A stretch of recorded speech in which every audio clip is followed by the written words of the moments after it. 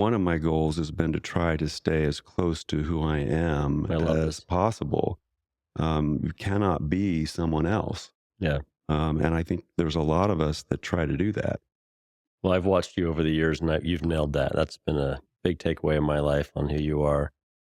Walk us through, you started this business, you kind of built it up, you kind of walked us through that story.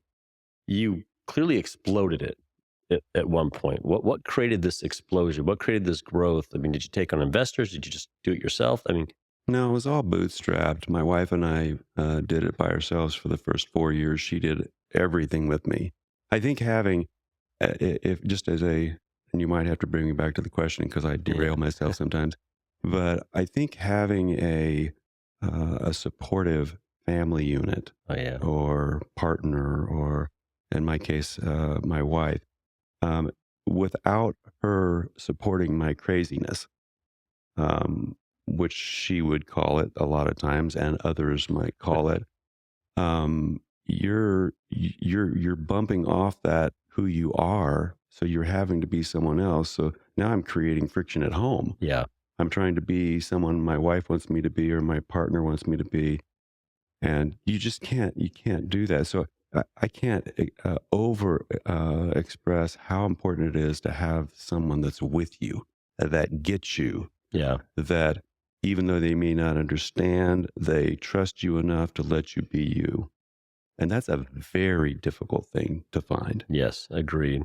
It's just, but if you really want to be an entrepreneur and not get divorced, um, you really need to find someone that's very supportive at home, because it really takes that. When you come home and you let your hair down, you can't have all this stress created because they don't get you. Yeah. So with that in mind, with regard to your question, I talked earlier about partners. I think that there's a way in which we look at the world. In my partner's view, he was, well, to be fair, he was 15 years older than I was. Yeah. So I think his risk, the two things that I think after 21 years, I decided to buy him out. So it was pretty good for a long time. Yeah. So I don't take this wrong. But he was wanting to make a 100% decision. He wouldn't pull the trigger unless it was 100% right, and it was the right decision, which that's not me. I Yeah. mentioned that earlier. And the second was, I love risk. Yeah. And our risk tolerances were quite a bit different.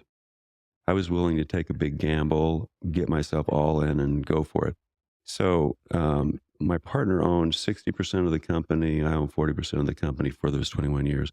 We had 17 employees. Our It's probably not time in this podcast to go through this, but there's some dramatic ups and downs. We lost our two largest clients. If anyone knows Payless Cashways, they were a lumber store, Oh, yeah. Okay. and Farmland Industries was a meat processing plant and grain co-op.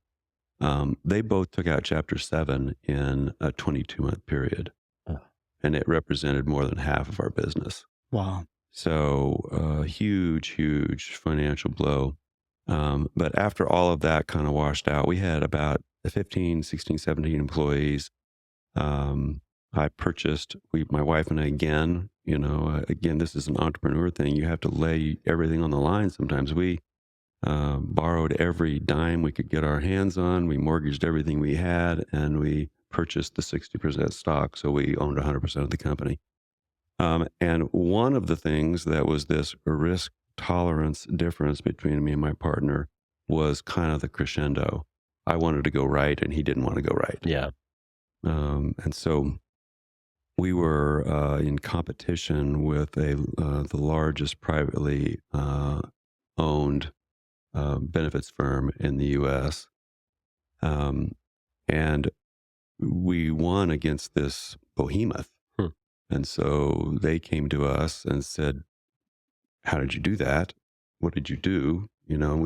We accidentally, and so we came up with this idea to give them full-time employees. And so we actually sat. I was paying them, but we sat full-time employees in their HR department permanently.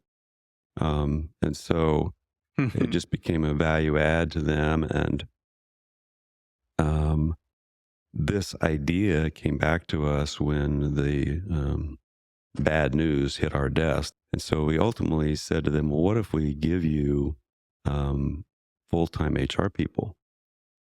Um, and, they kind of dropped their jaw and said, let me check. And so that was going to run up the flagpole. And they decided that would work. They would take that risk because it was just like a contracted HR person.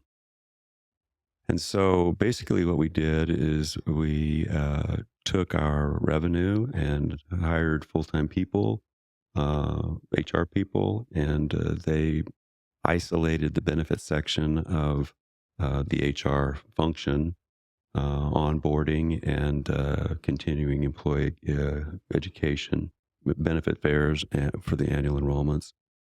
And that started kind of a new business. And this was the juncture where my partner didn't want to go that way. Wow. It was too much. It was probably a multiple. I'm not sure it was 100% more, but it was obviously much more expensive than the way we were doing it Sure. before. But there was a couple of huge advantages. One, we kind of became our clients. Yeah. We became a full-time part of their team. Obviously, there's opportunities to trust us in a way that our clients didn't even have the opportunity to trust us before, because we would come in once a year and see their employees and go home.